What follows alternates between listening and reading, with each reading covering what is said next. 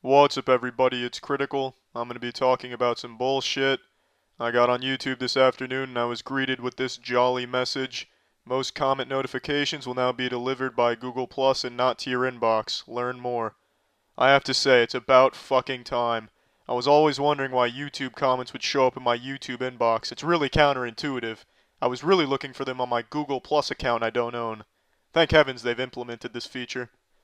Now it's time to be honest. This is fucking preposterous. Obviously, Google is aware that Google Plus is biting the asshole right now. It has about 40 users, and that's just abysmal for Google standards. So what they're trying to do is kickstart Google Plus using YouTube, which is already a successful platform.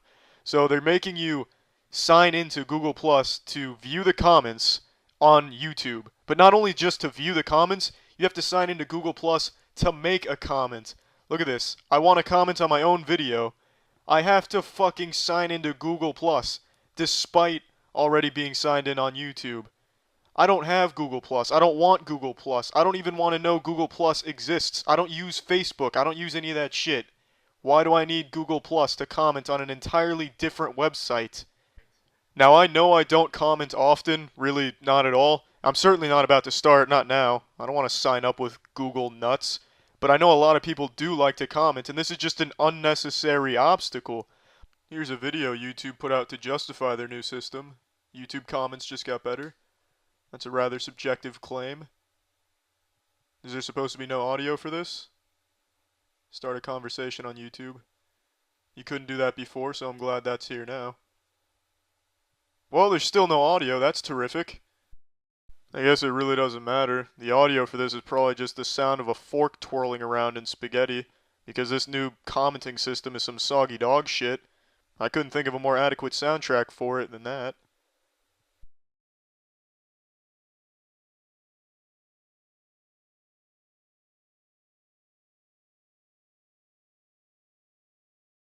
See comments you care about up top. Well, that's rather hostile.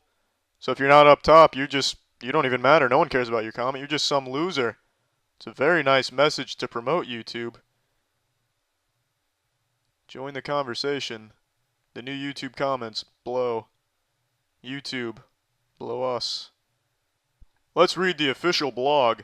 Let's say you're enjoying Lindsey Sterling or Epic Rap Battle's latest video and want to join the conversation. Would you rather see comments from people you care about, including Lindsey or ERB themselves, or just whoever in the world was last to post?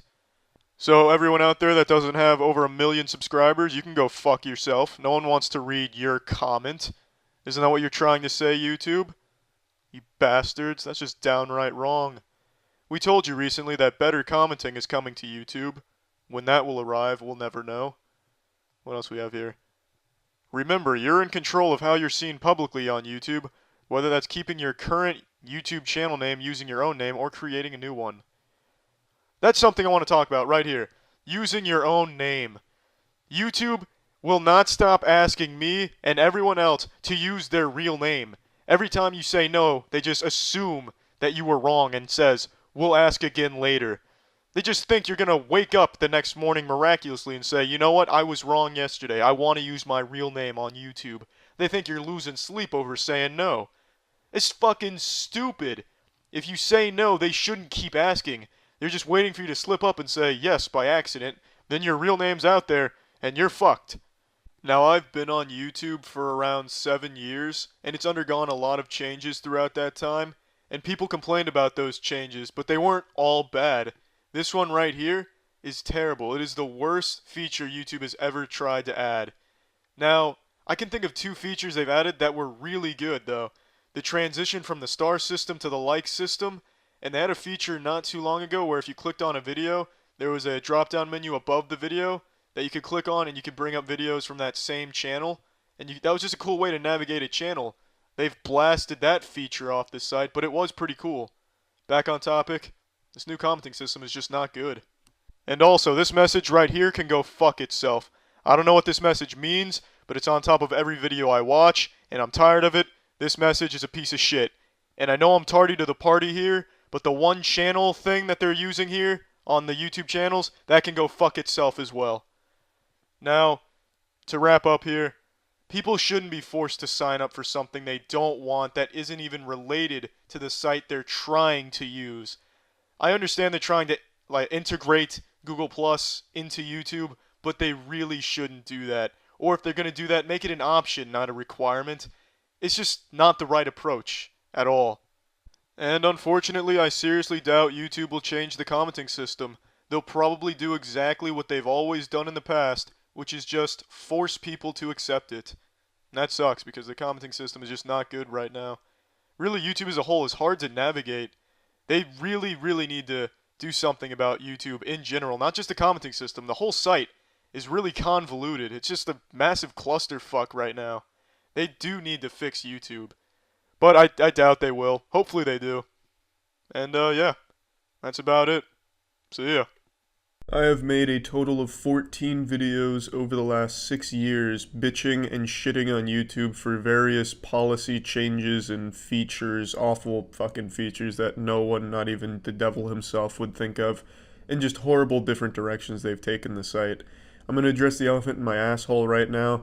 I have a pretty big cold right now, nose real runny, throat's all fucking craggly and full of phlegm, so if I sound different, that's why. And I'm gonna blame YouTube for that as well. It's almost like reading that new update fucking shut down my sinuses.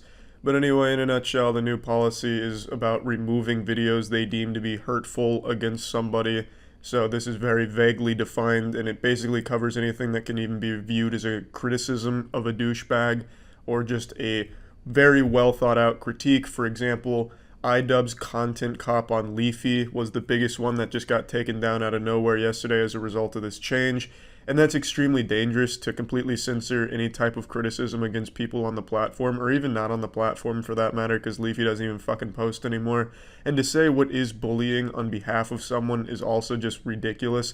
Susan's pretending to be everyone's mom on YouTube, but she's the worst fucking wino alcoholic mom of all time.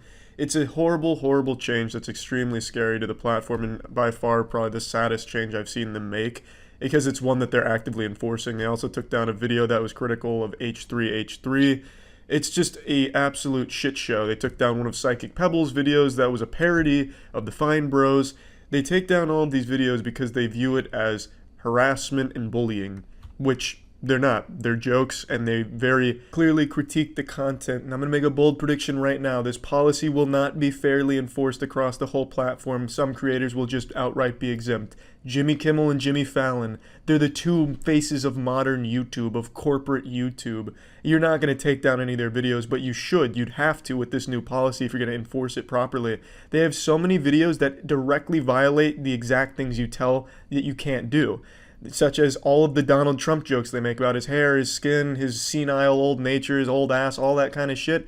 All those videos are now not allowed to be made. But I don't see YouTube taking down those videos, even though they directly violate the very first bullet about insulting someone's appearance. Hating, insulting, and shitting on Donald Trump has become a beloved American sport that we all partake in, but it doesn't matter because it shouldn't be allowed anymore on the platform as a result of this policy. They should have those videos taken down, because there's no exception here that says, except when talking about Donald Trump, you're allowed to do these things. It doesn't say that. That means these are violating the rules. That is one of the main things they do against Donald Trump, but they're not going to take him down.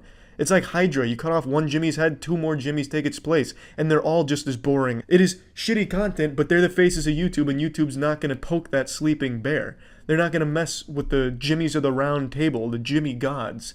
So it's going to be really fucking frustrating when YouTubers' content is getting taken down like Content Cop, but Jimmy Kimmel and Jimmy Fallon get a free pass to just keep doing the exact same things that other people get taken down for. And I know every time a policy like this comes out and YouTubers start talking about it, the pseudo-intellectuals on Reddit always post the same shit. Well, as a YouTuber, you shouldn't be putting all your eggs in that basket. They're a private company. They can do whatever they want, including burning down your house and slitting your family's throat. Totally within their right. That's what you get for being a YouTuber and putting all your eggs in that basket. You fucking douchebag. Most YouTubers do other things. I stream daily at twitch.tv/moistcritical. Come stop by if you want to put a few extra inches on your penis. But that's not the point. Just because you do other things, excuse me, talking about Reddit's really making the sinuses flare up. Just because you do other things outside of YouTube doesn't mean you don't care about YouTube. I fucking care so much about this goddamn platform. I've been on here since 2006. Of course I'm gonna fucking care. So I want it to be the best it can be and stop going down this horrible cesspool shitty route that it's going down. And it makes it really hard not to talk about it. And it's such a dangerous policy, by the way, since bullying and harassment is very vague and they don't thoroughly define what they mean by each one. You can pretty much twist anything to fit that and have a video taken down, which stifles criticism altogether, and taking away the ability for creators to criticize would allow channels like Daddy05 to still exist. Daddy05 was a family channel where a mother and father would abuse their children for YouTube views. Eventually, after YouTubers started talking about it and bringing it to light, the authorities stepped in and got the children out of the abusive household. With this new policy, that wouldn't have happened and that channel would still be operating as it normally did, which would have been an absolute fucking crime. And that is the kind of thing, the environment, that this kind of policy will now cater to. Because Daddy05 could strike every video that talked about him, and it would have never gotten to the proper authorities and gotten those kids out of there. Also, I just want you to see the message they sent out to creators. This shit is just so silly. Oh, we're going to allow this to still be a platform for freedom of expression, but only if we agree with it and if it doesn't hurt any feelings. What a fucking dumb little statement. Who do you think honestly believes that? Who the fuck do you think would read through this new policy and be like, wow, I really feel like I can say what I want to say without fear of getting fucked in the ass by Susan in a strap-on? Thank you, YouTube. You have to be so disconnected and so delusional to think that anyone is on your side in this case, YouTube. But anyway, another example of why criticism is so important. There was a YouTuber named Pollution Entertainment, I believe that's how you say it. He murdered his kittens in YouTube videos, and those videos were up for years, of millions of views of these cats that he was murdering on YouTube, and they only got taken down because YouTubers criticized them and talked about it, and now he's getting tried and thrown in jail, hopefully. But under your new policy, this kid would still be murdering kittens for YouTube views, and you wouldn't be taking him down because your fucking bot system is so archaic it can't recognize animal abuse and murder. All it can recognize is words that make boo-boo ouchies my feelings hurt. It's ridiculous, because now if someone criticized that kid, they'd be the ones at risk getting taken down, not him, because of their bullying and harassment. It's such a dangerous fucking system that you guys have cooked up, and it's even more embarrassing that Susan herself goes on Twitter to make it sound like she's some fucking vigilante of justice, this fucking symbol of heroism about, hey, we've listened to you creators and you guys don't like it when people are mean to you. I don't like it when people are mean to you, so I've implemented this policy. You can go ahead and suckle on my teats now because I am so great. Yes, yes, yes. Nobody supports this kind of decision, Susan. You're not on creators' side. When you sit down to go for one of your little human interactions, a little in between two ferns with Susan and mindless marketing drone YouTuber number 50, nobody feels it's genuine because the YouTubers you talk to are people that only exploit your platform for milking ad revenue from little kids vlogs and kids skits like Lele Pons or Alfie. And now this isn't bullying, Susan, this is me making a point. These people are using your platform simply for the dollars in it, not because there's any passion behind it. Lele has a whole team studying children's psychology to make the dumbest fucking skits of all time. For kids, for the YouTube revenue. And you're talking to her about the kind of policies YouTube should be implementing? How delusional can you possibly be? You might as well talk to Jimmy Fallon and Jimmy Kimmel about their opinions on where YouTube should go. It's so disconnected and so downright embarrassing that you, as the head of YouTube and the face of it, think that you're on creators' side. I don't know if you've actually believed that or if it's just PR talk, but it's fucking gross either way, Susan. Talk down with creators that actually came from nothing, that started as a broadcast yourselfer. Do you remember when that was the slogan for YouTube, broadcast yourself? That doesn't exist anymore, I know, but that was what it was built upon. People making videos themselves, by themselves, for the sake of making it and posting it online. Now it's just these companies like Lele Pons. That's not bullying, Susan. I'm not bullying Lele Pons. That is her content. That is what she does. She doesn't understand the platform. To her, this is just a cable TV channel to post something on to get a paycheck. And Susan, I know your panties are getting sodden at the very idea that you could turn YouTube into the next cable TV station, but why do you want to do that? Nobody watches cable TV outside of 70-year-old people in a geriatrics ward. There is no reason to bastardize a platform like YouTube into cable TV full of Jimmy Kimmels, Jimmy Fallons, and skits from companies. That's not what it was made for. That's not what made it popular. And that's not where the majority of your audience finds themselves in that neck of the woods. It's just an absolutely remarkable disconnect and just total delusion on your behalf, Susan. Why don't you actually sit down with creators that care about the platform and the future of it and care about improving it, instead of people that only use it as cow titties to constantly shoot milk into their fucking bank bucket. It's just so stupid. And it's absolutely infuriating that a change like this would ever even get passed. Even Twitter's not this bad when it comes to harassment and bullying. This is so overblown. To take down videos like Content Cop of Leafy, it's so dangerous. But yeah, this makes video number 15 of bitching and complaining about what YouTube's doing, and I can't help it. It's because I really, genuinely fucking care about the platform. I've been on here since 2006. So when they constantly change things for a really negative reason and make these sweeping, monstrously awful decisions, it's hard for me to not talk about it, because this is probably one of the things I'm most passionate about in the world, is just this platform, I suppose. So yeah, it's hard for me to not talk about things like this, and that's about it. So yeah. Earlier this week, YouTube slyly pushed out a new policy change that has had a wildly large effect on tons of channels in terms of demonetizing their content, and as well as just generally making it very difficult for some creators to continue to produce what they have been. They still haven't said anything about this, to my knowledge, at least not publicly or clearly. They're remaining silent on it, treating it like it's the Coca-Cola secret formula here. They're, for some reason, very apprehensive to tell people about this, so I've become the unofficial messenger of letting people know what's going on. I made a video on this 4 days ago, and I don't want to just repeat myself here, but they released this policy change, and it's all in plain English, but it might as well be hieroglyphics because it leaves so much room for interpretation, and the way that it's currently being enforced seems completely random. But I'm going to go ahead and give you like the general breakdown of what I've talked about and also what I've now learned. So they've changed their rules around profanity, making it a lot more strict, in my opinion, where pretty much all profanity is treated equally, whereas before things like fuck were considered a different tier, which could lead to demonetization. Now, if you even say ass or dirty butt, there's a chance you might get demonetized for that kind of foul potty mouth if it's said within the first 8 to 15 seconds of a video. That's the safe space, like a treaty with YouTube, where if you violate it and you say anything that's not part of just standard Queen's English, you're going to get demonetized, no questions asked, and you can't really argue otherwise. It's not going to get changed. However, if you've got the mouth of a sailor and you happen to say too many naughty words throughout a video, you can also get demonetized for that, but it's very unclear exactly what the limit is.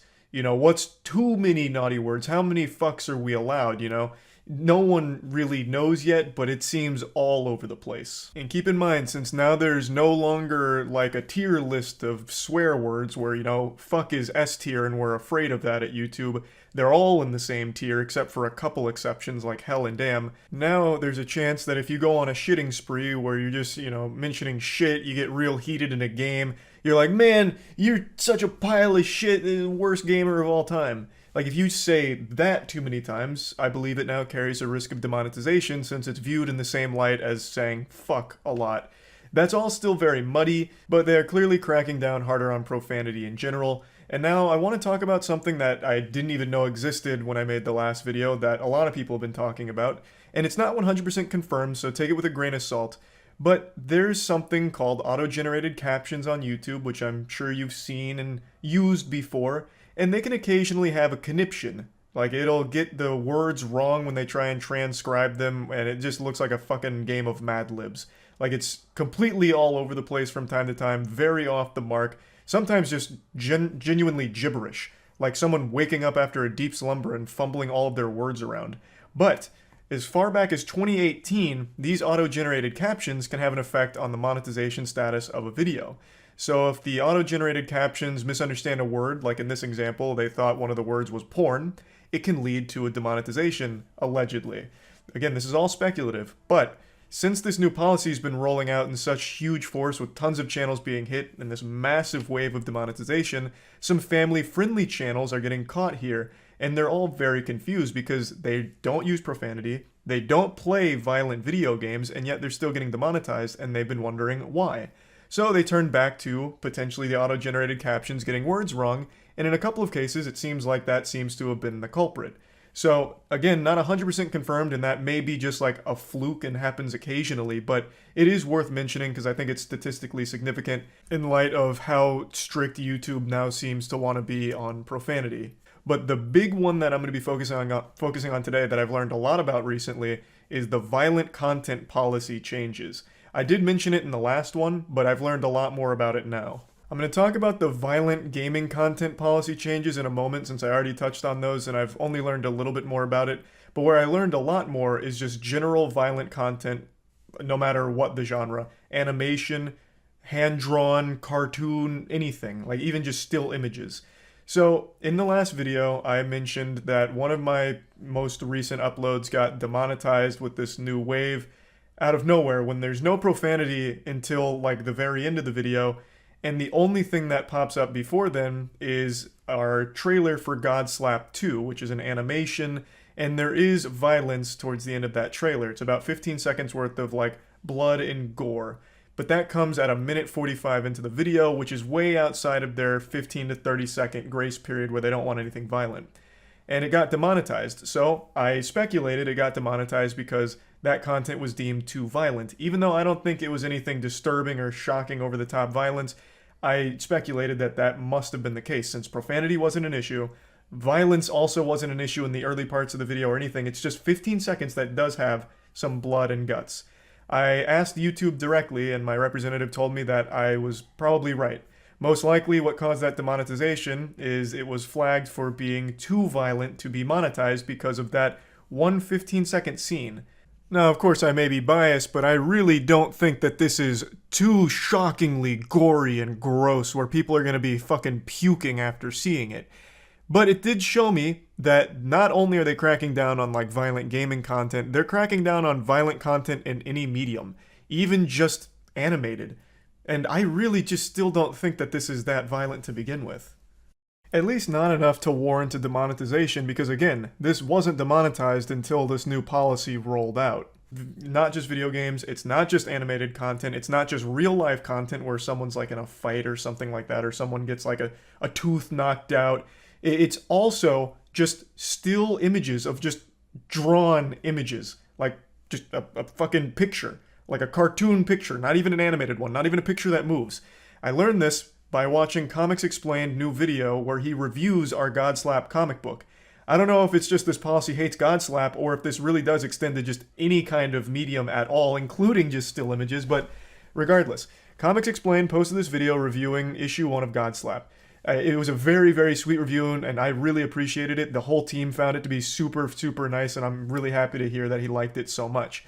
However, he got demonetized for even posting some of the frames. Now, there is violence and gore in the comic, of course, but once again, it's just comic book pages. I don't think it's anything that's like egregious and tasteless or anything that I feel warrants demonetization. It's kind of ridiculous just how strict this violent content policy is. There's no profanity in the first 30 seconds or anything. Everything from this video plays by YouTube's ad guideline rules, except for the vagueness of their violent content policy change. So just even showing some panels that have violence got him demonetized. So it is extremely strict. They are coming down very, very hard on anything that's not YouTube Kids oriented, it feels like. Violent gaming content now can get age restricted and demonetized far more frequently than we've ever seen before. I've been on this platform since 2006, on this channel since 2007. I have never seen such strict enforcement of violent gaming videos. I swear to God, if you're playing a game where you're not giving kisses to the enemy to defeat them, you're probably going to get demonetized for it now. I've had a ton more videos on games get demonetized recently than I would have ever expected. Of course, I'm exaggerating a bit. I'm not trying to put the fear of God in anyone. I'm not trying to say that if you play Roblox Shadow Company and you get too many kills too quickly, the video's going to get demonetized for fucking violent terrorism because you piled up too many bodies too quickly. I'm just saying that they're cracking down on violent gaming content, and a lot of videos I've made on just normal shooters that weren't demonetized before are demonetized now. When it's not anything that's like shocking or disturbing or anything like that, it's just normal games. And if we turn our attention to the policy itself when it comes to gaming, it becomes even more confusing because in this policy here on what can earn ad revenue under gaming, It says graphic scenes like gory attacks outside the first 15 seconds of the video, or violence that's unrealistic, all of that. Like, this is the old policy. Like, that sounds normal. The only difference is now it seems like they just don't want the video to start with violent gaming content. Like, they don't want the video to open and all of a sudden it's the scene out of Outlast where you're getting your dick cut off or anything. That's fine. That's not like the biggest change in the world that's gonna like ruin entire creators' channels or anything. It's pretty easy just to make sure that for 15 seconds you don't have like wild blood and gore splattering all over the screen, and also keeping violent thumbnails out of it is another thing that they clearly don't want. All of that's totally normal and totally easy to play around. But then I started scratching my head because when you go into the limited or no ad revenue section and go to gaming, again, the first thing makes sense, don't want any gory shit or anything violent in the thumbnail or in the beginning. They've made that clear. But underneath that, graphic game violence includes brutal killings or severe injuries focusing on bodily fluids and parts such as beheading and dismemberment. I get the bodily fluids. They don't want pee, poop, vomit, cum squirting all over the place. Okay, I get that. But dismemberment and, severe graphic killings, what exactly does that mean? Like, I don't think in any of the gaming videos that most creators make, the focus is on the dismemberment and gore and, like doing snow angels and intestines and blood on the floor. However, it seems like those videos are getting hit regardless just because there is that component to the games sometimes. And dismemberment in games has been commonplace for fucking 20 years now. Team Fortress 2, when you die, you can get like insta-gibbed, you have body parts and you explode into blood and stuff. Like, does that now count as being too severe because there is dismemberment there? I mean, shit, even in Roblox, when I was playing those Squid games with the boogeyman Jim Wool, in a couple of the games, if you fail, your like arms and head pop off. Like, it's what is the line? This vagueness and this reluctance to communicate leads to this situation where the community can only speculate on what exactly is and is not allowed, because even though YouTube writes out their definitions of what is and is not advertiser friendly, the enforcement paints a very different picture. It's very hard to play by their rules when we don't have a clear understanding of what they are or how they apply to the platform. It is so fucking frustrating that I continue to have to get splintered information from a ton of creators, as well as my own research, as well as my own YouTube contact, who also doesn't have all of the information at hand because internally YouTube doesn't allow him access to all the information at hand. So it's so fucking frustrating and so goddamn difficult. But it really seems like they're cracking down on a lot of things that make no sense at all. I just wanted to give a little follow-up here with more information I learned to keep everyone as knowledgeable on the policy changes as possible, so that way you can navigate what's best for your careers, your channels going forward. And yeah, that's really about it. So yeah. YouTube's always been a mysterious place. It's like Willy Wonka's chocolate factory. No one truly knows what's going on at the YouTube HQ. It's like Area 51, but for video sharing platforms. And the only thing you can ever be certain of with YouTube is that if a YouTuber makes a video talking about them, it's typically negative. However, today, that's not the case. I'm happy to report with a smile on my face and a wet spot in my trousers that I have nothing but good things to say about YouTube today. And I swear on a stack of Pokemon cards, I am not being forced to say this. There isn't like a YouTube assassin with a gun to my head threatening me. As God and anime as my witness, this is just truthfully how I feel today. I'm going to go ahead and catch you up on the lore here and bring you all up to speed. A few days ago on Twitter, I made this post complaining about how one of my videos from 3 years ago was taken down and I got another strike on my channel. The video is, of course, the timeless classic Viking Daughter Gertholomew. Now, I'm sure Viking Daughter is a game that needs no introduction. It's one of the world's most popular games, up there with the Super Mario Brothers, but for porn. It's a game where you get to have sex with the Viking chief's daughter, and it's where I created my alternate character, my persona, Gertholomew. Now, when I created Gertholomew, I really found myself. I wouldn't be the Charles White sitting before you today without Gertholomew. Gertholomew crawled so that Charles White could run. God rest his soul. Some say they don't even know where Gertholomew ends and Charles begins anymore. The point is, though, the game was a porn game where you have sex with this girl. It was all censored, and I censored it further, but it was still in violation of YouTube's policies, so they gave me a strike.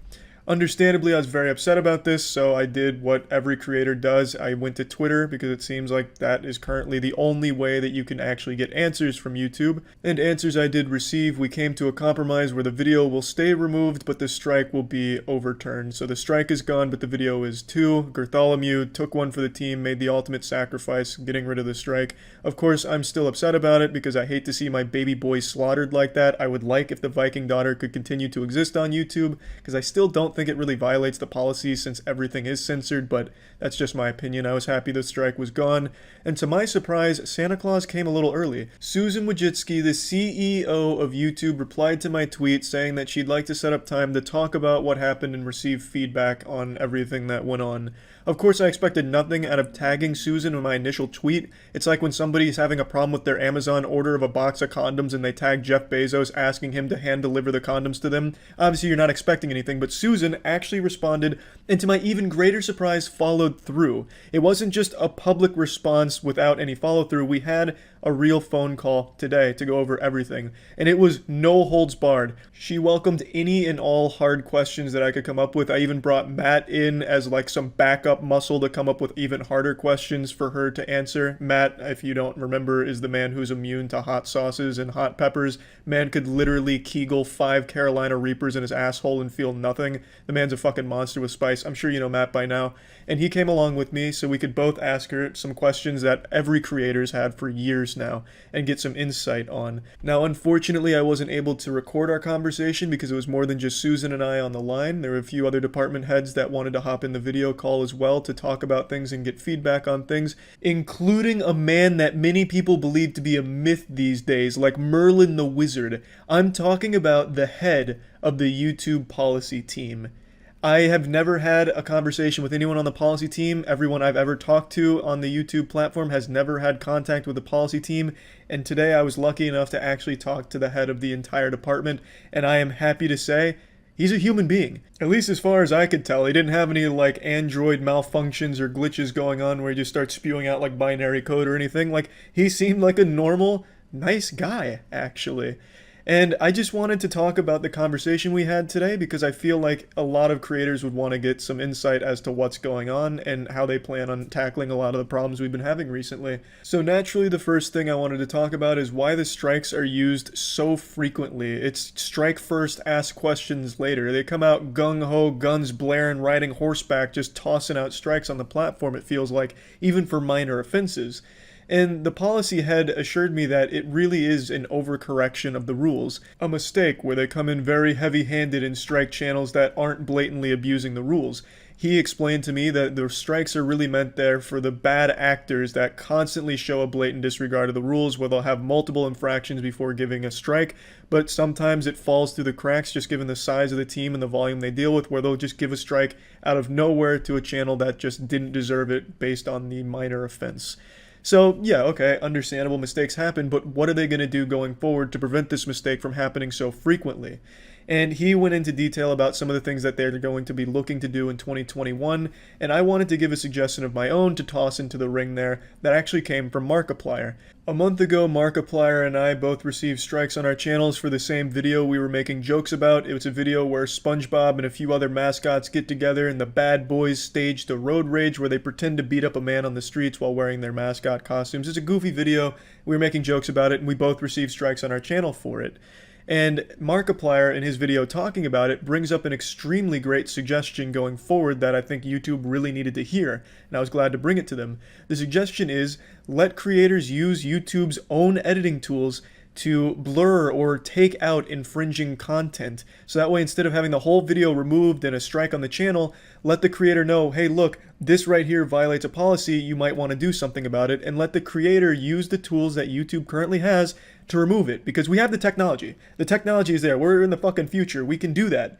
And I'm sure most creators are willing to take out 10 seconds of a video if it means they don't get a strike and the video stays up. This also comes into play with Mama Max's video, if you remember that controversy that happened where Mama Max had this huge video that got taken down, and it was taken down, if I remember correctly, because he showed a phone number for like 3 seconds on screen. Well, instead of taking that whole video down, why not just let Mama Max know, take this out and the video stays up? I'm sure he would have obliged using YouTube's editing tools. So I wanted to make sure that they heard that suggestion, and Susan in particular really liked the idea and really wanted to press that on the policy team, and the policy head also liked the idea and wanted to explore ways of slowly implementing this policy over time too. So it just really felt like everyone there was actually receptive to feedback. Susan was pressing questions to the policy team guy about, well, why aren't we doing this? Can we do this? Using our feedback on the call. And that really meant a lot because it showed me that at least it feels like they care and do want to make the platform better. Now, whether or not a system like this will ever be in place, who knows? That remains to be seen. But at least seeing that their excitement and willingness to accept feedback and even start talking about ways that they could implement it over the call was nice to hear. Now, I also wanted to pose a couple more questions to the policy head because it's not every day you get to talk to a unicorn, right? I mean, like, no one's ever talked to the policy head team, and the guy was super nice and super open with just about everything going on there. So, of course, I wanted to know, why doesn't the policy team talk to anyone on the platform? They are easily the most powerful department in the company, but also the one shrouded in the most mystery, where people have to wonder if they even exist in the first place. And he explains that it's because of the size of the team and the fact that there just isn't a way for him to talk to everyone on the platform. So Susan, in response to that, suggested why not have dedicated policy members whose job it is to relay policy information between creators and the policy team to be that bridge. And I love that. I didn't even suggest that. Susan, upon hearing that he can't do it himself, suggested a solution, which would be have members of the policy team whose position it is to be the bridge between the creator and the policy team. So there is a back and forth dialogue. And I love that. That's exactly what we've been asking for. For the entire history of this platform, you'd have better luck writing your problem on a soccer ball and kicking it towards their office and hoping the policy team looks at the ball than actually being able to talk to them. Partner managers don't have access to the policy team. Almost nobody does. It's like trying to get nuclear launch codes trying to get answers from the policy team. And Susan said that needs to change. The head of the department says he can't really do that himself because the team is pretty small and they have so much going through. So Susan suggested having members of the policy team whose position it is to relay information and have a dialogue between creators, the community, and the policy team. That is exactly what I was hoping to hear, and I'm extremely excited to see if they actually do follow through on that and implement a system like that. Being able to talk to the policy team is one of the biggest hurdles creators have had for a long time, because you have context for your videos. The policy team might not. And like he admitted on the phone, they make mistakes. And not having access to them means they don't get to correct those mistakes. And that brings me to the next thing I talked about, which is, why is the only way to get answers from the policy team or anyone at YouTube to make a big hoopla on Twitter? Why is that the only avenue creators can take to get answers from the platform? And they all unanimously agreed that that's the most inefficient means.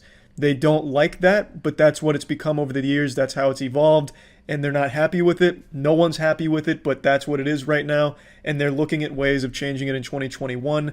I don't know exactly what those are. They don't exactly know what that looks like either, but they are trying to improve the services they already offer, which is like the help section, giving partner managers more access, as Susan mentioned on the phone, and other means as well, letting Team YouTube illustrate more about what's going on and what's changing and helping more on that end to relay information from the company to the community.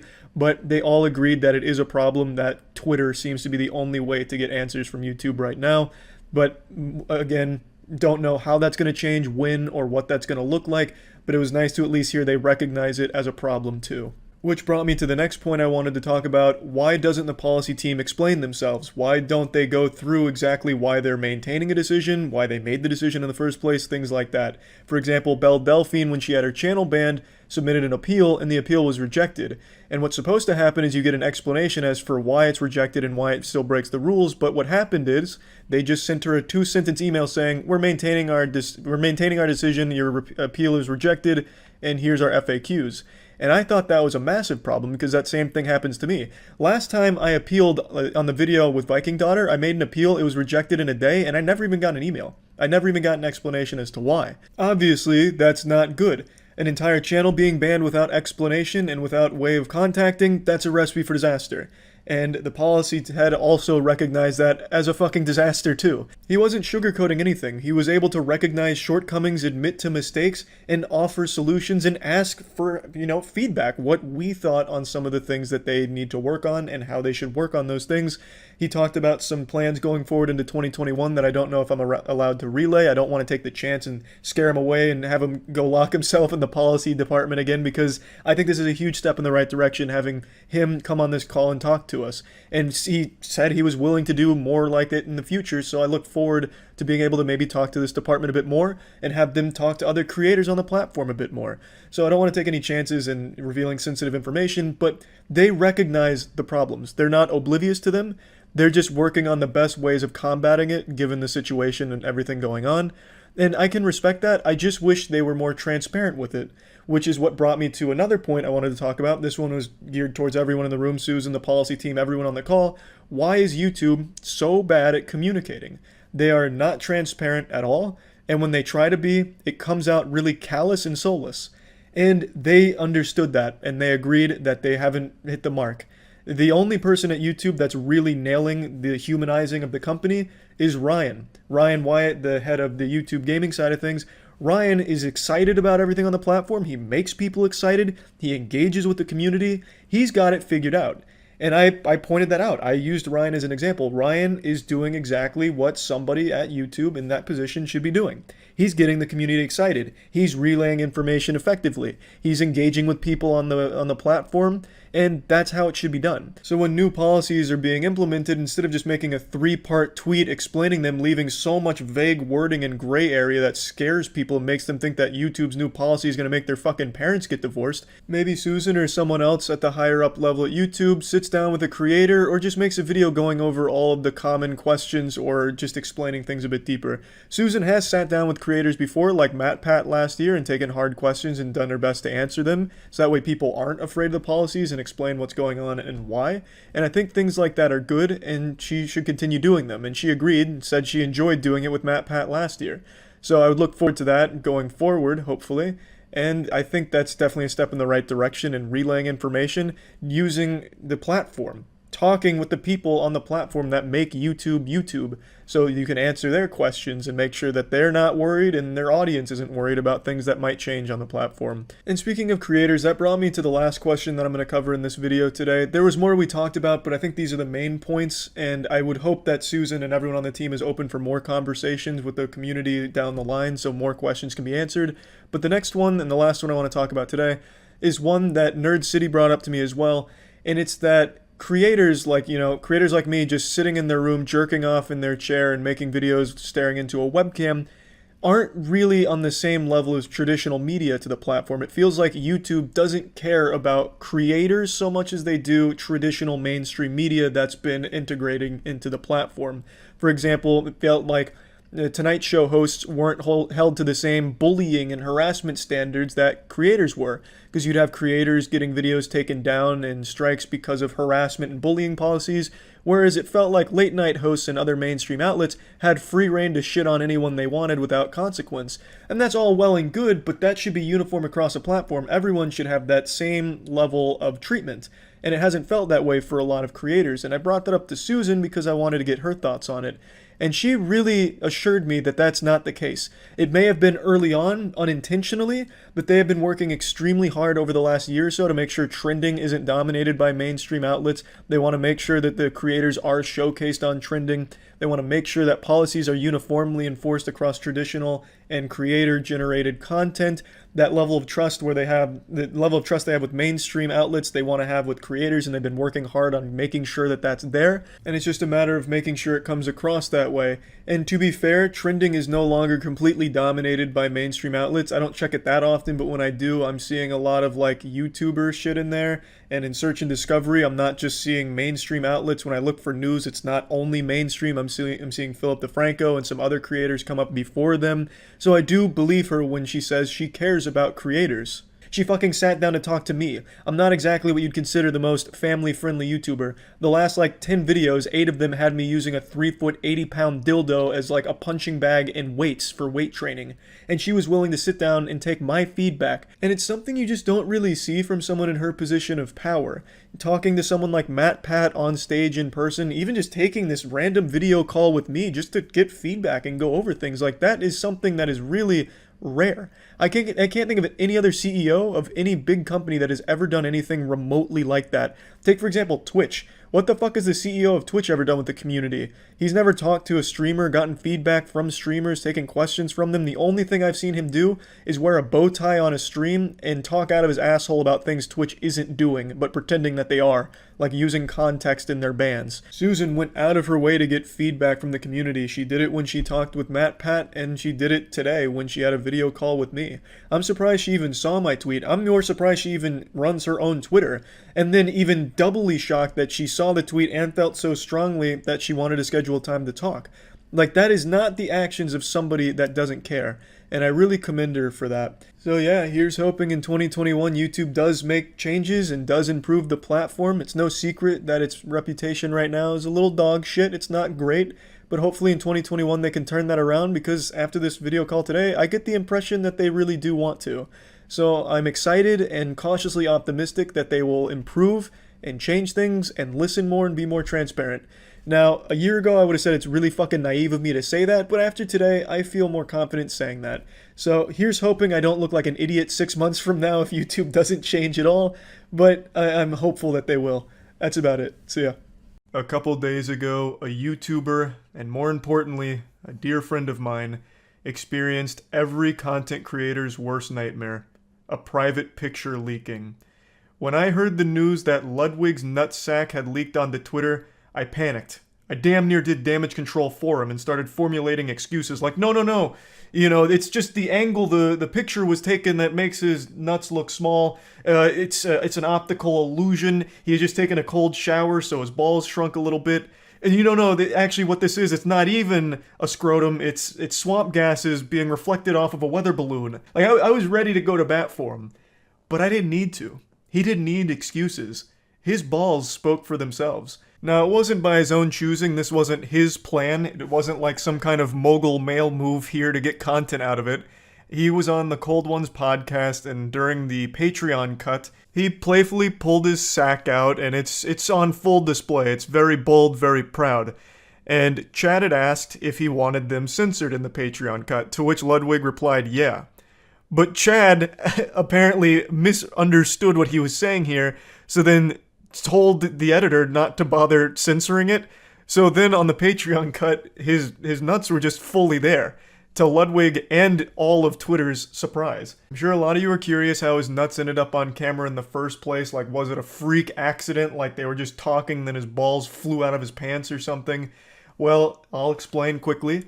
On the Cold Ones podcast, there's a lot of alcohol consumption, and Ludwig was many shots deep, and he willingly brought out his sack and expected it to be censored, but it wasn't. It's just that simple.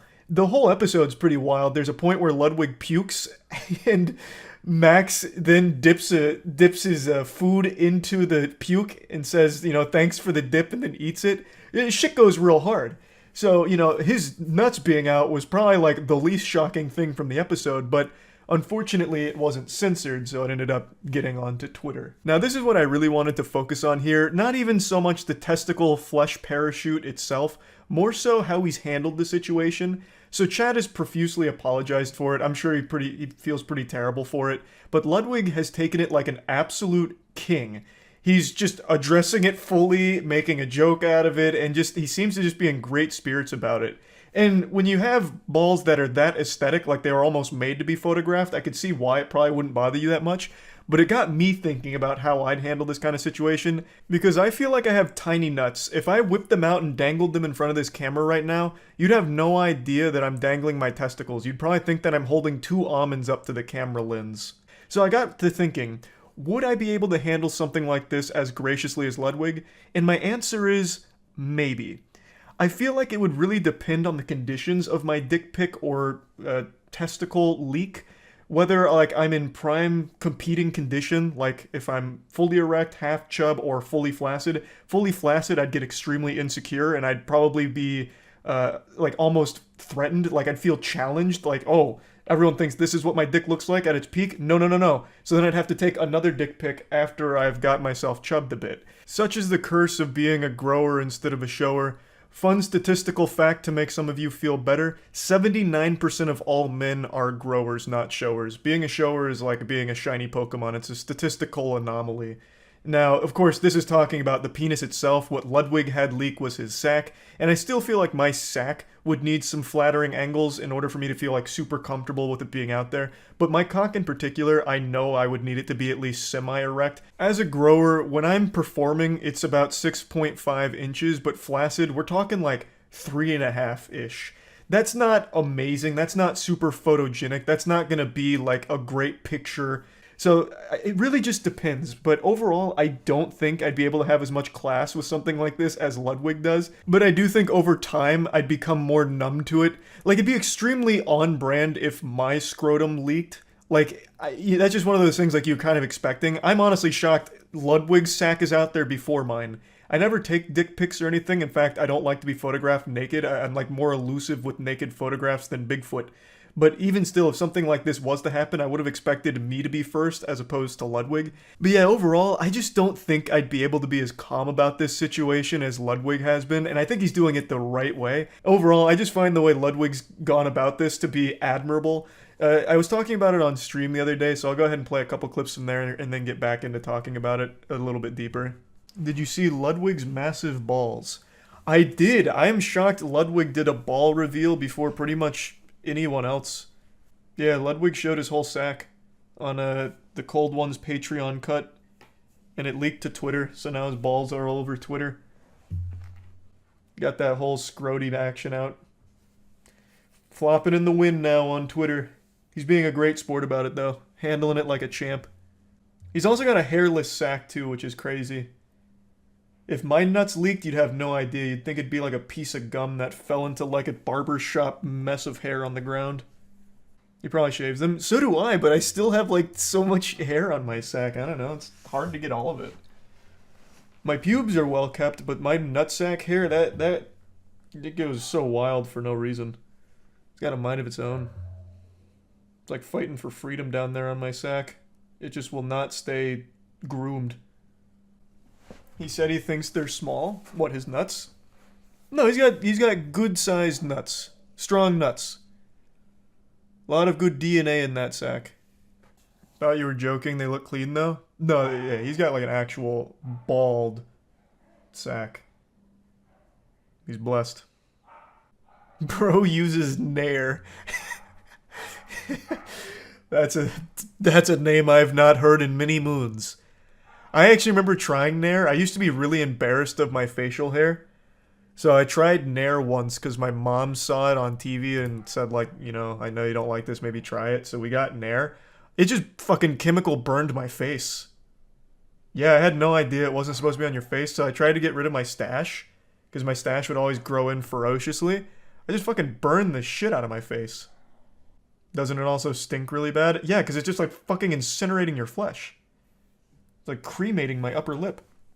As I sit here and stew on it and let it marinate, I feel like maybe the reason why I'd be more embarrassed about it than Ludwig is simply for the fact that his balls are fit for a king and mine are fit for like a court jester. And I think it might be due to like the hairiness of it. So maybe I just need to groom it a bit better. Like, I manscape like frequently, but for some reason the hair on my nutsack is always fighting for its life and just so resilient. So it'll keep growing back in weird angles and it gets all like squiggly and shit. So maybe that's more the reason why I feel like I wouldn't be able to navigate it as well as Lud. But I'm not positive. And I also don't want to test the theory and put myself in the hot water. I'm not exactly going to whip out my sack on camera right now. But can you imagine what a power move it would be if I did? But yeah, just overall I wanted to talk about this situation a little bit because I truly applaud the way Ludwig has handled this whole situation. I think he's done a great job with all of it. It doesn't seem like he's got super salty about it. He's not like DMCA striking anyone that talks about his nuts or anything like that. And it doesn't seem like he's harboring any ill will towards Chad or anyone on the Cold One's team for the situation. So just want to talk about that a bit. That's it. So yeah. Stop everything you're doing right now. I don't care how important it is. I have news that'll blow it out of the water. And trust me, you're going to want to get this sitting down. So if you're in the operating room watching this, it's time to put down the scalpel and pay attention. YouTube has just made a massive change to the platform, and in standard YouTube fashion has done a horrible job at communicating it to the community. So it's up to me, Ace reporter Charles here to tackle this topic from the front lines, just riding through like Paul Revere lighting the lanterns, letting you all know that another awful set of changes are coming to YouTube that have already overnight tanked some creators' source of income from their channels, demonetized like half of their videos with no explanation, and more channels are soon to follow as this continues to roll out. And I'll let it be known right away here that yes, my channel has been hit extremely hard by this new shadow policy that they've slid into the equation here. The policy is, if you say any swear word or anything less than proper in the first 8 seconds of a video, you instantly get demonetized for it no matter what. There is no wiggle room. If you say anything that's not squeaky clean Weenie Hut Jr. and you let that rip in the first 8 to 15 seconds of that video, well, you're just getting blasted, and there's nothing you can do about it. Now, to a lot of you, hearing that's probably not surprising because the previous policy that all YouTubers were playing ball with was the first 30 seconds you couldn't say fuck. You couldn't say anything super hard like fuck. Because if you did, you'd likely get demonetized. But now, it applies to the first 8 seconds and all profanity is being treated equally, except for a couple of exceptions like hell and damn, I guess. Maybe even ass. You might be able to squeeze a little ass in there in the beginning, I suppose, if the YouTube Illuminati is feeling generous with their policy enforcement that day. Now, while that's all pretty clear about just not using any profanity whatsoever in the first 8 seconds, it gets a little muddy when it starts talking about a focal usage of profanity throughout the video. It says such as a mention in every sentence, but that's not exactly how they enforce it. For a lot of the videos that have been demonetized, at least on my side, it's not like I'm going around hitting them with like Saints Row dialogue. It's just very confusing what's actually triggering this new demonetization wave that's sweeping through like a plague. For example, RT Game, again, isn't exactly a creator known for like intense swearing and getting out of control and unhinged and saying profanity in every sentence like this policy here. And yet, so many of his videos just got demonetized.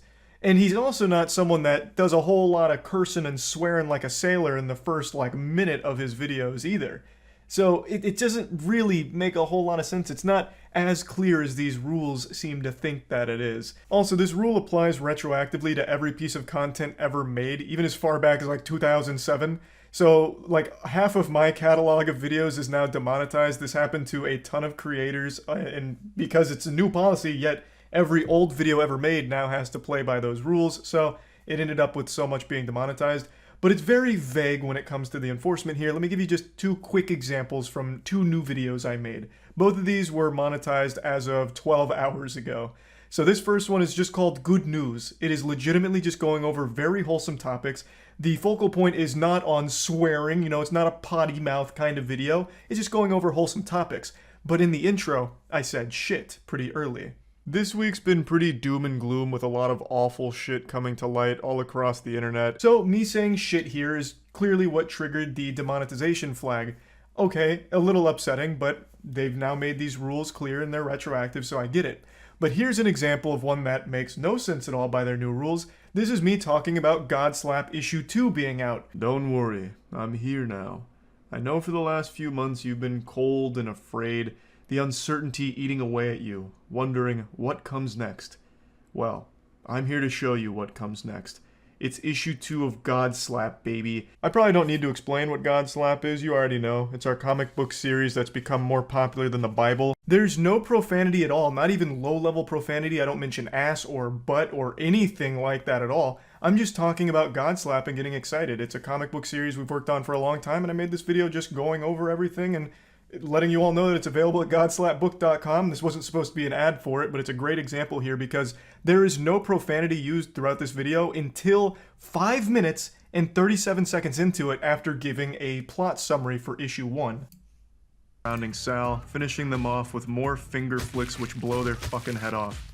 They share a brief conversation. So then what could have possibly triggered this demonetization? Is it using profanity at all that's going to result in demonetization? Because that'd be very concerning if so. The best guess I can muster is they must have been really upset about the animation because we had an animation made for issue 2 and it's a pretty gory animation. So it comes in at around a minute into the video and there is some animated gore and violence, but that's a minute into it. And again, that's not the focus of it. And I wouldn't think anyone would be like disturbed or shocked by the content. It's not anything that's egregious or over the top. It's just violence in a comic book and animated format. So would that really now result in demonetization for any channel that has anything that's even close to this level of violence? Because that's really strict. Like, what you see there is something you'd find in like any M-rated or even T-rated game sometimes. Like, it's not that extreme. Like, I don't see why that would warrant being demonetized, but it is a bit scary because this has all happened overnight with no explanation. And it's not just, bad words and things like that. This applies to so much other shit that they're now enforcing heavily. But it's not just for getting a little wacky with your language in videos that'll result in demonetization now.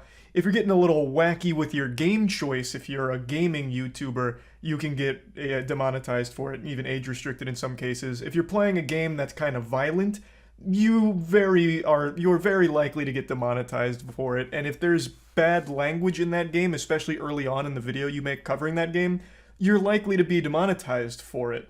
And in fact, Callisto Protocol is the most recent example. You can get age restricted for it too. Callisto Protocol was deemed too gory. It's too much. This is very unholy stuff we're seeing here. So anyone that made videos on Callisto Protocol got age restricted for it, including me.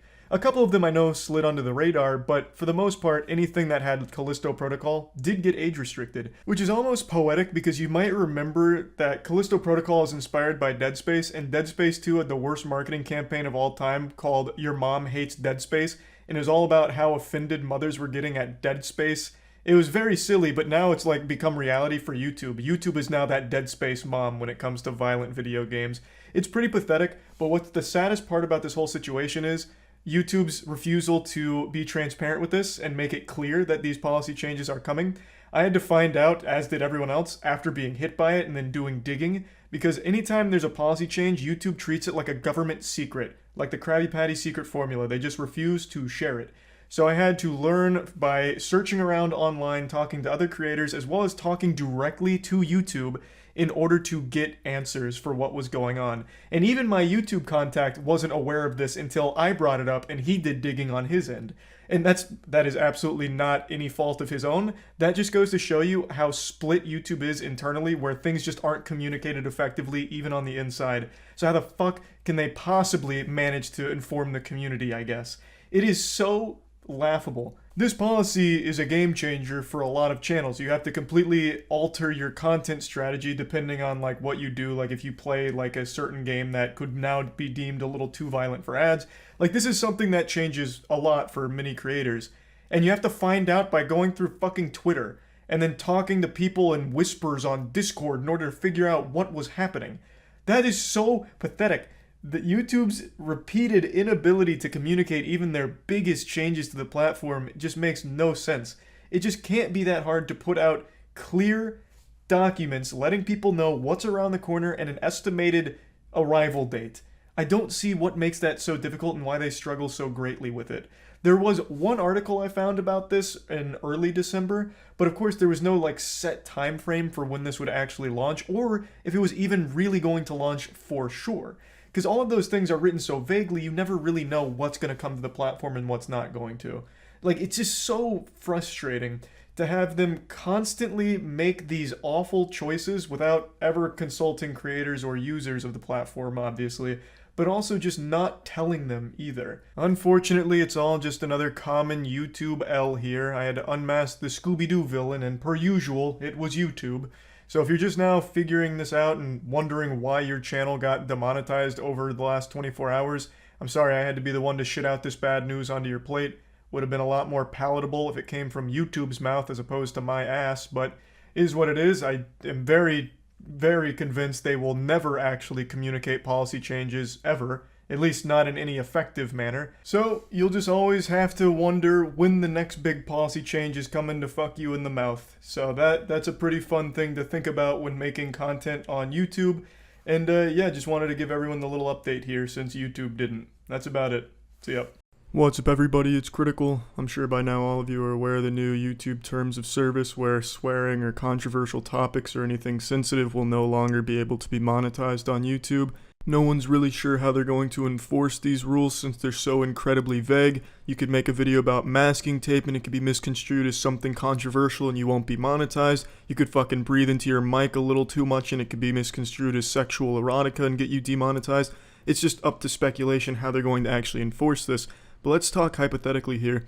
If they enforce the rules exactly how they're written, which it seems they're doing since a lot of channels have had random videos demonetized for a myriad of different reasons, if they actually follow through with this and make YouTube this safe space they're trying to make, that will be the perfect storm that could kill YouTube. And that's something I never thought would happen. I always thought YouTube was too big to fail.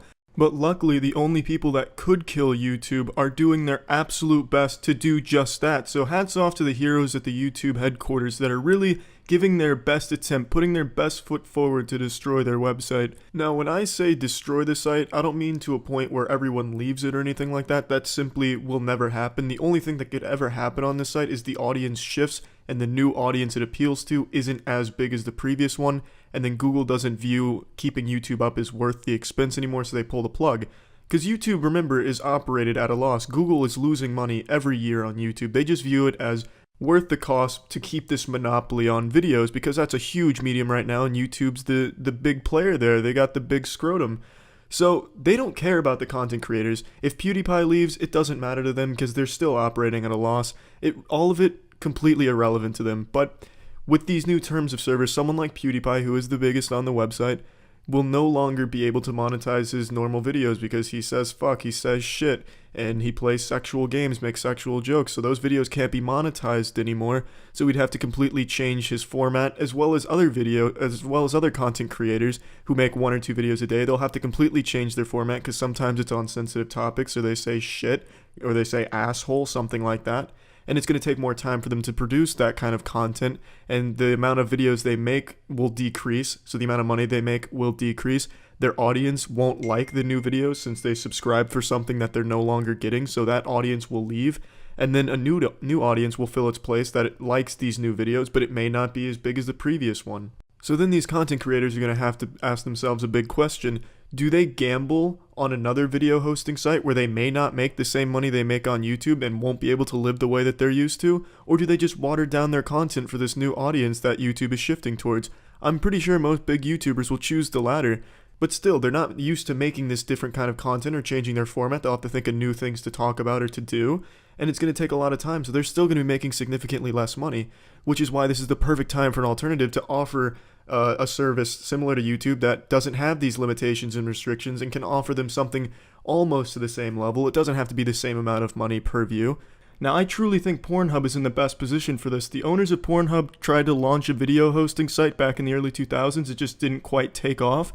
If they tried again right now and gave it a cool name like turboner.org or .com, .net, .gov, any of that, and just offer a similar service where they'll give you X amount of money per view. It doesn't even have to match YouTube's amount right now, because I've talked to a couple other YouTubers on here who are big YouTubers because I wanted to gauge where they were at, and they're all worried about their financial security, and they said they'd be willing to go to an alternative even if it offered less revenue per view, because at least they would have that financial security where they could keep pumping out the videos and making the money off them. Even if it's a little bit less, they'll be able to compensate by making more videos, whereas on YouTube, they'd have to take a lot more time and make a lot less money. So let's say Pornhub launches Turboner.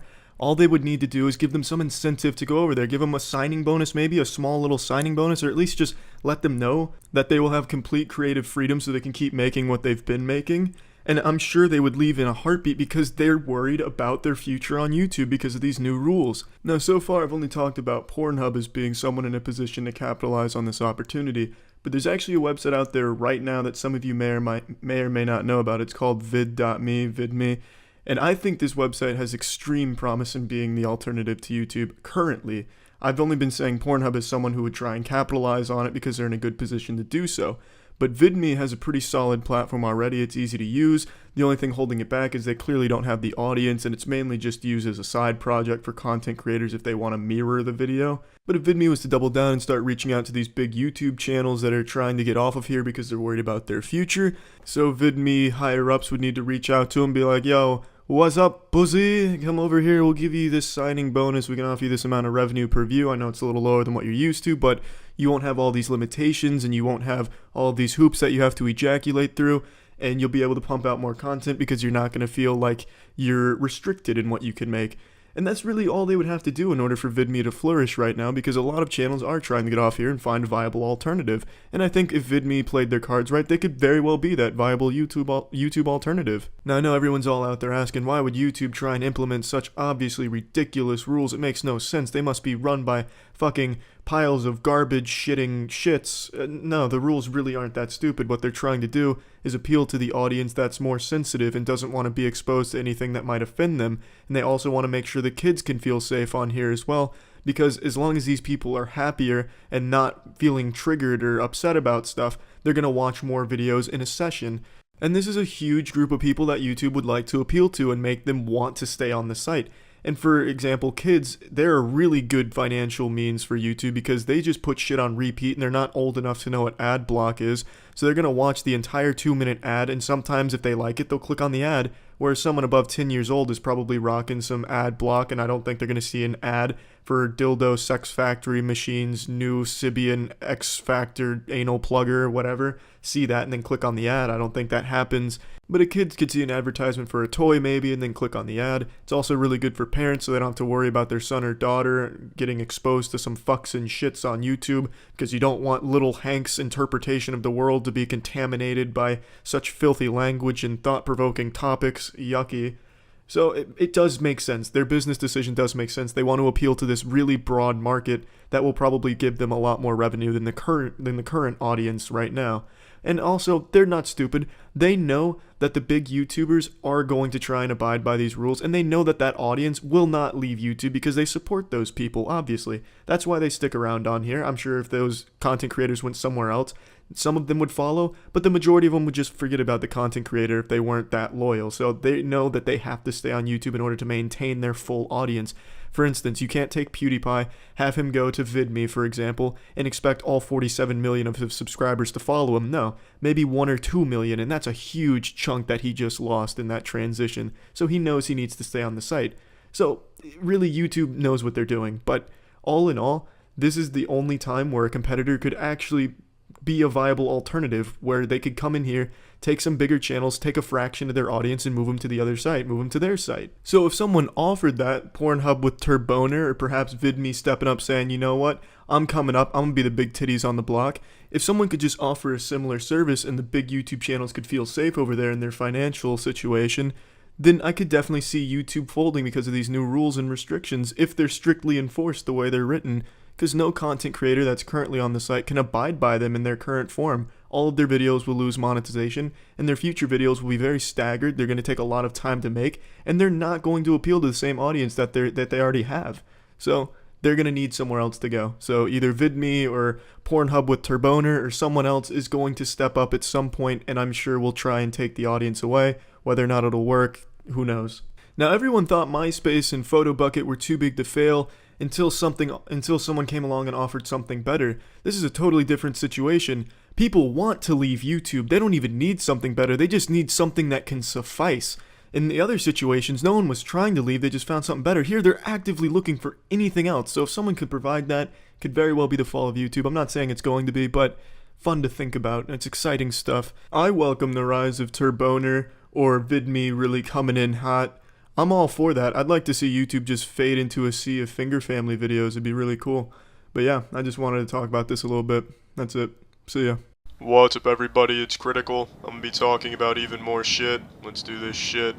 The footage you're seeing is me trying to sail during the world's most powerful hurricane. The game is Sail Simulator 5.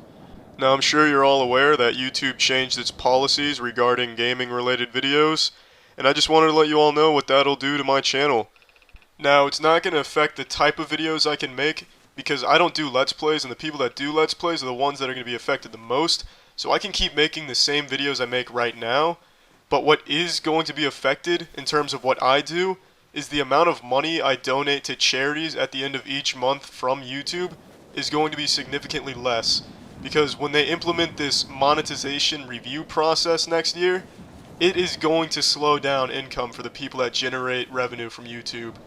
Now, from what I understand, this monetization review process can take a few hours or a few days, and while they're reviewing your video, it's still a live video, so people can still watch it, and YouTube's still going to make money off your video, but you're not going to make money off your video until they approve it and say, yes, it abides by the terms and conditions. Now, I could be wrong about that. Maybe I misinterpreted it, but that's how I understood it. So if that's the case, that is going to drastically reduce the amount of money I'm able to give to charities each month, and that is a fucking shame. Now, what's also ridiculous about this new policy is the copyright claims that are going out to a bunch of channels right now. Those copyright claims will destroy some channels. There are some people that use YouTube as a full-time job. It's their source of income. It's how they survive.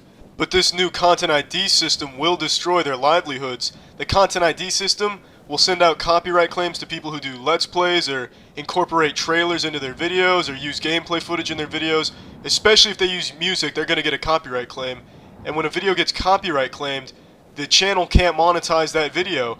So then the people that make like Let's Plays or videos reviewing games or doing a walkthrough of a new game, they won't be able to make money off that anymore. So those channels are just going to vanish because those people are going to have to find some other way to make money. And it's just absolutely absurd. But YouTube's not going to change this policy. They're just not going to. It's a fact. They don't need to. YouTube will not lose a single user from this policy change. No matter the backlash, no matter the negativity, YouTube will not change this. They just don't fucking care. Because YouTube has no competition. There's no alternative. No matter what YouTube does, everyone's going to stay using it because they have nowhere else to go. Google knows that. And that's why Google Plus is still here. Google Plus is broken. And even if it wasn't broken, who the fuck wants Google Plus? But they don't have to do shit about it because there's no alternative. Competition is the best thing for consumers. And until there's an alternative to YouTube, YouTube is still going to be this pile of shit it is right now. And now is the perfect time for someone to make a viable, user-friendly alternative to YouTube. If that was there, they'd get a lot of users. I guarantee that. I know I'd go over there in an instant because YouTube is just troublesome to use, hard to navigate. Some of it just flat out doesn't fucking work, but it's not going to get fixed, it's not going to get changed, because it just doesn't need to. YouTube's basically a monopoly right now. People keep using this site no matter what. Until there's a viable alternative, YouTube's just going to be this leaking, anus, son of a bitch asshole it is right now. And, that's about it for that topic. Another thing I wanted to talk about is, some of you may remember I let you all know I was getting sued by a woman who faked an injury after an accident I was in last year. Well, that's all been resolved, and she'll be walking away with roughly $75,000. Luckily, it's not coming out of my own pocket. I had insurance and it was under coverage, but originally she wanted some ludicrous amount, some astronomical figure, like $200,000 for a 20-mile-an-hour accident.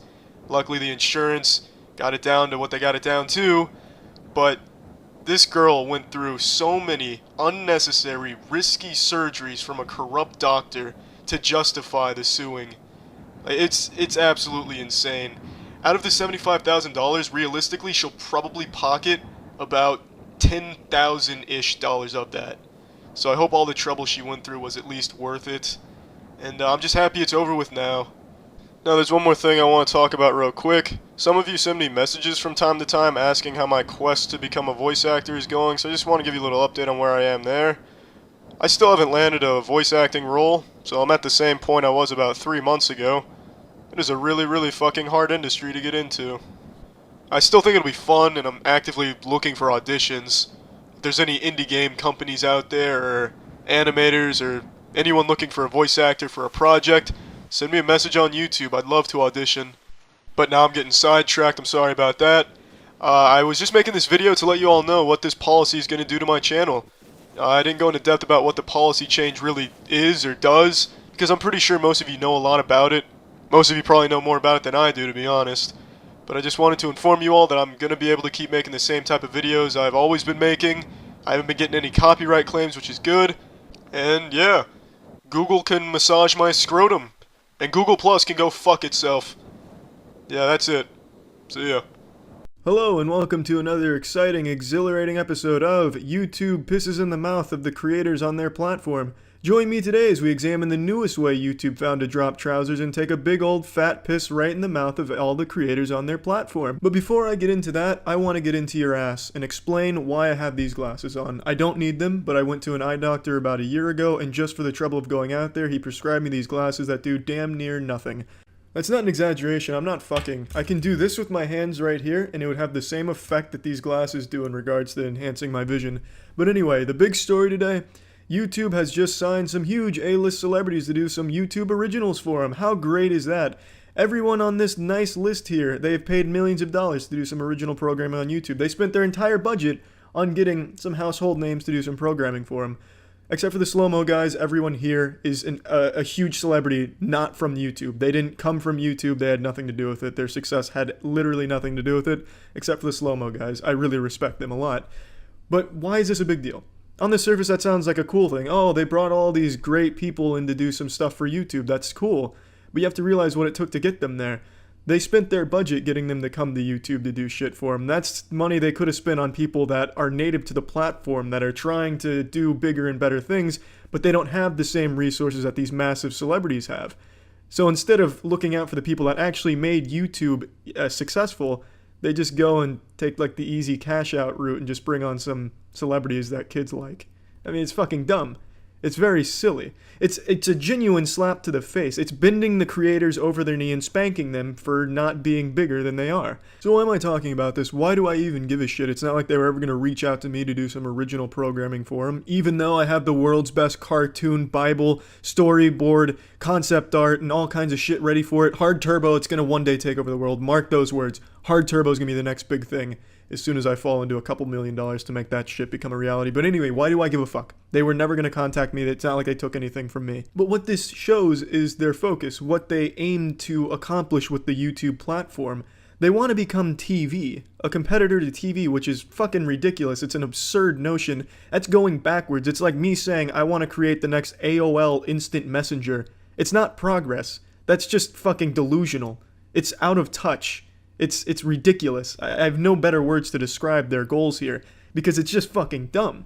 What they could have done is they could have used their budget to help content creators that are native to the platform make some cool shit for them, other than just the slow-mo guys. They could have had a lot more, and probably for a lot less, and that would have appeased the people that actively use YouTube, you know, the people that keep YouTube fucking afloat, not the children that are going to blindly follow these huge celebrities to their original programming.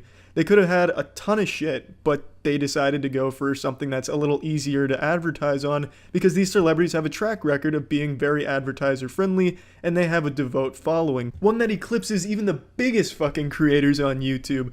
YouTube doesn't give a fuck about any of the creators, I'll tell you that much right now. They don't even know I exist, I'm sure. They probably only vaguely know who PewDiePie is, the fucking biggest channel on their site. Pewdie who? What? Is that something I wipe my ass with? What the fuck is that? I guarantee they have no clue, because all they care about is focusing on bringing in these huge household names to try and get like some, I don't even know what they plan to get out of it, because they'll watch that and then immediately leave the platform, the people that follow them. I really don't get the goal, other than to make some quick advertising dollars on the back of the celebrities for their short programming here. It's fucking dumb. And it really is a genuine slap to the face and showing nothing but disrespect to all the creators on the platform. It's just really fucking nonsensical, honestly. Like, why do you want to compete with TV, which is a dying medium? The majority of younger people don't watch television at all. The only thing that keeps cable afloat is fucking lunatics and elderly people that don't even remember what they had for breakfast that day. Why would you want to compete in that market? There's not a whole lot to be gained there. I guess competing with Netflix makes sense, but YouTube has nothing in common with Netflix. Even if YouTube gets all of these originals and they're huge hits, that's not even close to what Netflix can offer. So why would anyone choose YouTube over Netflix? It's fucking dumb. No matter how you look at this, it's nothing but silly decisions all around, and showing how out of touch YouTube is with what actually makes it successful. And I guess they might not view YouTube as successful because they really don't make a profit on YouTube at all. I haven't checked the numbers in a while, but last I checked, YouTube still wasn't turning profit, but this is going even further back into the negatives here. Really, the only value of YouTube is in the power it holds, the monopoly on video sharing. It's the only platform people continue to use for sharing videos easily and quickly. So that's the only reason YouTube isn't dead yet, is just because they need that monopoly. They find a lot of value in holding on to that monopoly. I'm guessing the YouTube higher-ups just look at the numbers of Netflix and Hulu and see how well they're doing and then just want to hop on and get a piece of that cum shot action. It's like Fortnite YouTubers all flocking to make shit content for Fortnite because it's so fucking popular. I wouldn't be surprised if YouTube made a Battle Royale game pretty soon to try and make money. It's just silly that they're hopping on this kind of shit here instead of focusing on what actually brings people to YouTube. It's not these huge celebrities that aren't even here in the first place. It's just content creators, you know? Like the PewDiePies, the Jacksepticeye's, all that kind of shit. That's what brings people to the site, but they don't care about that. All that shit could go away today, and YouTube wouldn't even know it was ever there to begin with. All they want is to keep bringing in these big celebrities to try and advertise, or to do their shit on their platform so they can advertise on it. And it's not a very good business model, because that's not what YouTube is about, and that's not why people come here. So it's not going to work out very well for them, I imagine. And it really is a genuine 100% dropping ass on the face of everyone who makes shit on YouTube. I highly recommend, if there's any YouTuber hopefuls out there, and that word makes me want to fucking puke. I hate the word YouTuber, but if there's any of you out there that are watching this and you want to pursue a career in content creation and shit, I would say 100% go to Twitch. 150% go to Twitch. I fucking hate the way their sites run there as well, but at least their focus is on the creators. At least I can say that with confidence. YouTube, it shows time and time again, does not give a fuck about the people that make shit on their platform. And then seeing this today was just that nice, beautiful, perfectly seasoned piece of dog shit on top of my birthday cake here from YouTube. So I just really wanted to talk about that because it's upsetting, really. And yeah, that's it. So yeah. Have you ever closed your eyes and put your hands together right underneath your nose, and you relax your muscles, you relax your asshole, and you make a wish? Something you've always wanted, something you've always dreamed of, and you wished real hard for a real long time, and it just didn't come true. You didn't gain 5 inches of height, you're still 5'6". Yeah, that was YouTube not listening to you. They don't listen to shit. As is per tradition, YouTube has released another video demonstrating just how out of touch they are with the user base.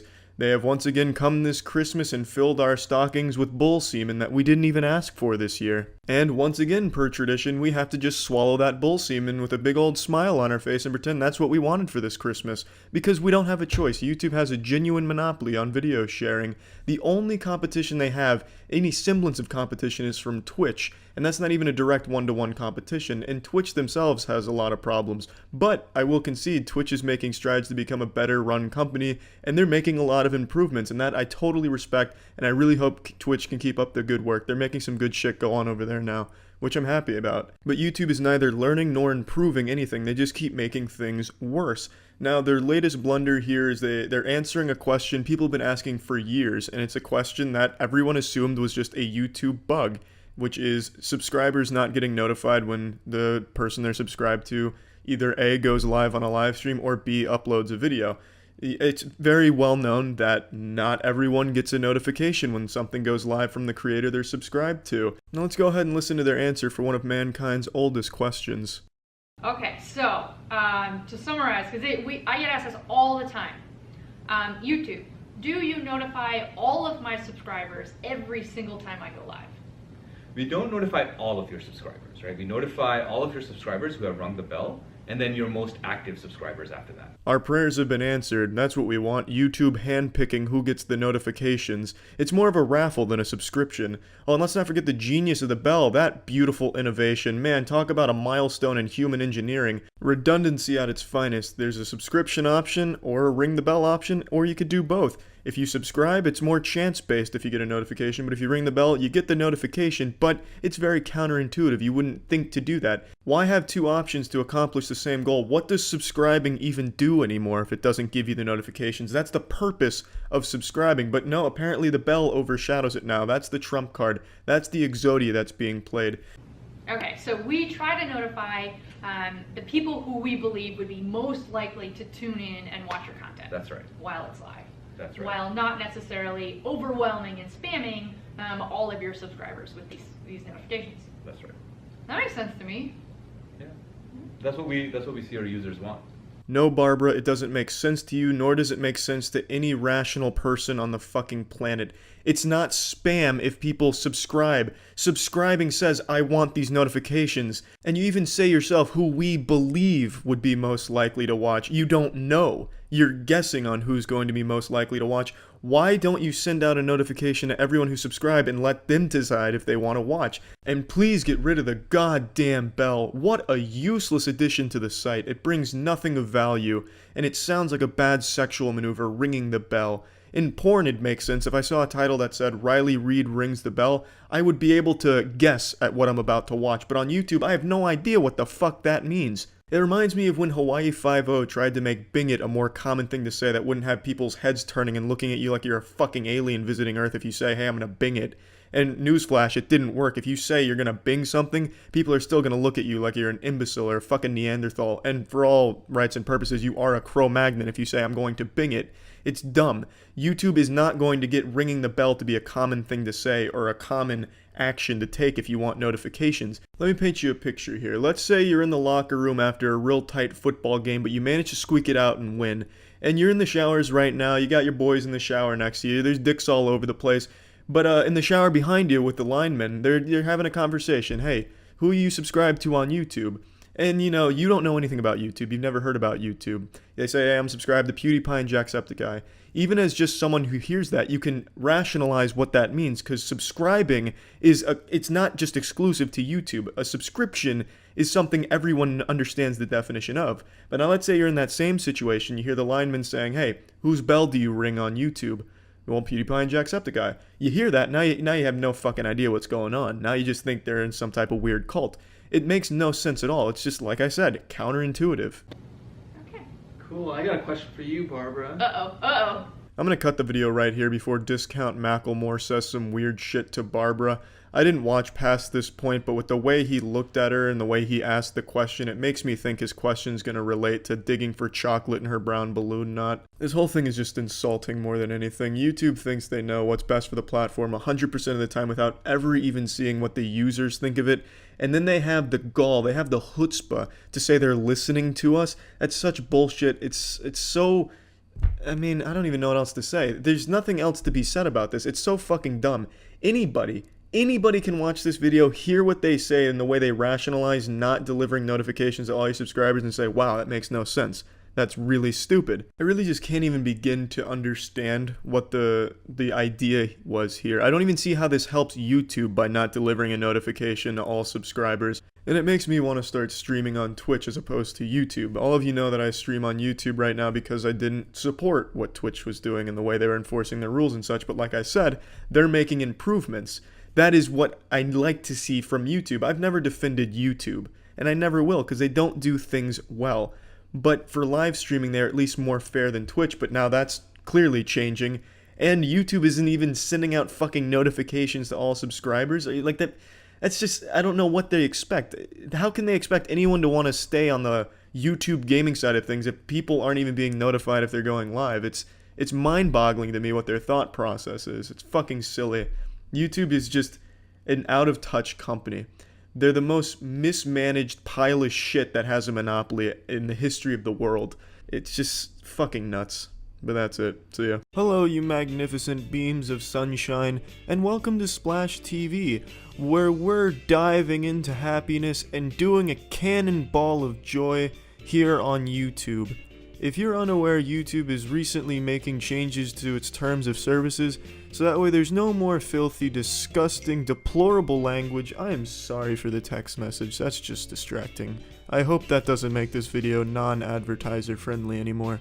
But no more yucky language, no more controversial topics. YouTube is going to be a safe spot for all of us where we can all smile from ear to ear while we're on this website, and we can leave the website smiling too. So we here at the Splash TV headquarters thought it would be super duper fun to create the website's first YouTube friendly video that abides by every new rule to a T.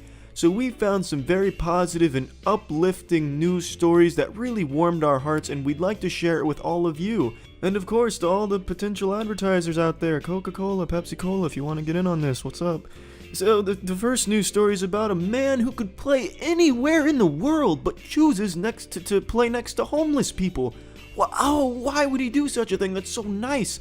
He does it because he finds it's easier to make money on the streets when you can play an instrument. So he'll get donations from people passing by that enjoy his soothing melodies, and he'll give that money that he makes to a homeless person. Isn't that just the sweetest thing? It's so grand, and we here at Splash TV thought this sent the right message to all of you out there. But the best part of the story, when this musician gets parched, he likes to quench his thirst with a nice refreshing Pepsi Cola, or perhaps Coca-Cola.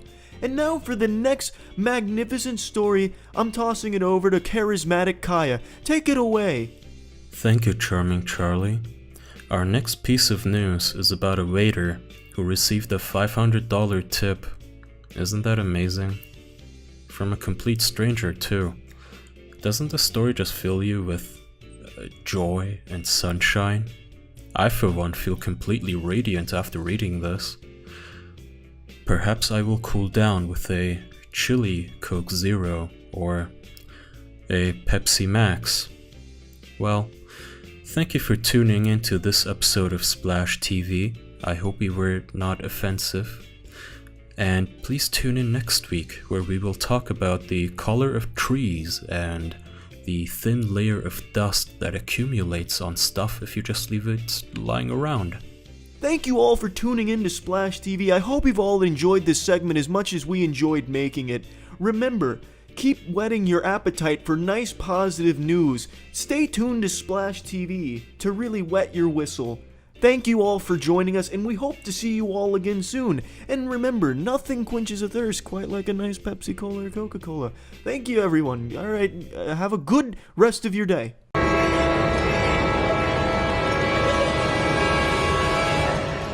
Jesus wept.